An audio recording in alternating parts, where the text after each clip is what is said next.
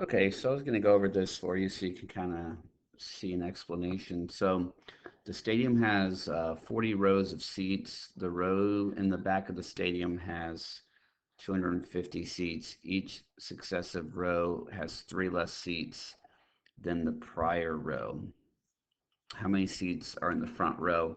So, I mean, there's probably more than one equation you could create for this, but the easiest one that makes sense to me is maybe to start with the back and work your way forward.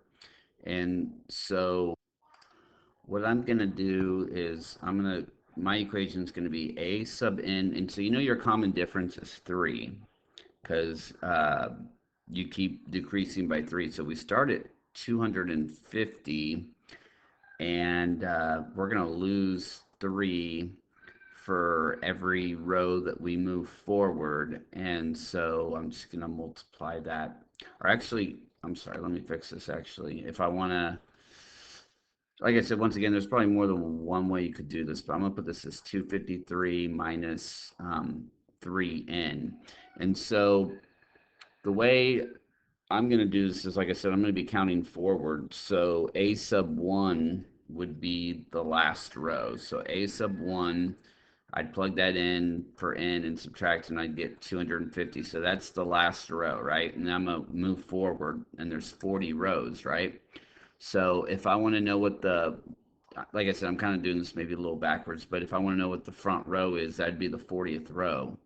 And so I'm going to do a sub 40 equals 253 minus 3 times 40. So then I get 253 minus, let's see, what is that, 120. And so that'll leave us with 133. And so that would be how many are in the front row. And so, anyways, that's kind of what makes sense to me. You could work it the other way and work it from the front row backwards. And if you were going to do that, you'd have to figure out how many are in the front row, which really shouldn't be that hard. And then you could have done it a different way. You could have done a sub n equals 130 plus 3n, and then you could have gone forward from there if you really wanted to. But I'm going to stick with the one I started with for the second part. So the second part is asking, okay, well, then how many seats are in the stadium? And I like that kind of question. It's kind of a fun question.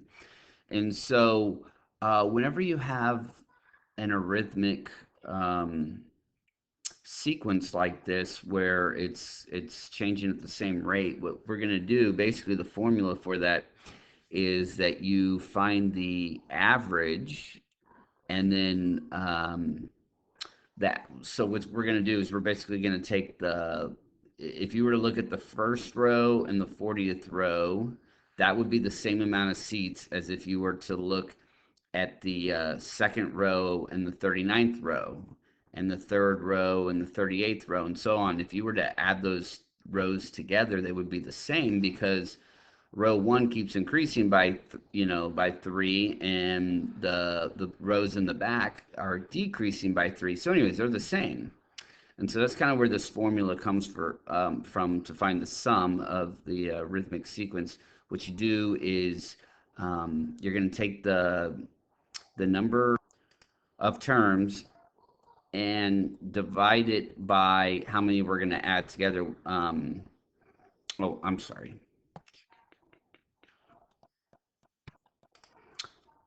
The number of terms. So yeah, there we go. The number of terms, we're going to divide it by two, and then you're going to multiply it by the first term plus whichever term we're going to add at the end, right? Whatever, how many terms we're talking about.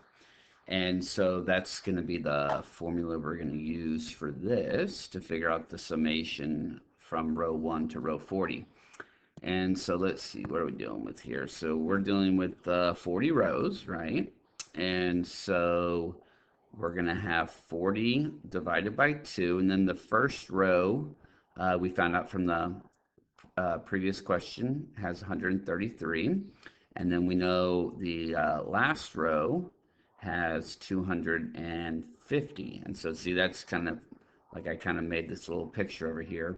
And so the reason we have to divide it by 2 is because we're pairing them all up. And so, but it kind of works the same way, finding the average. So let's see what we get here. So this will go down to 20, and then this will be 383.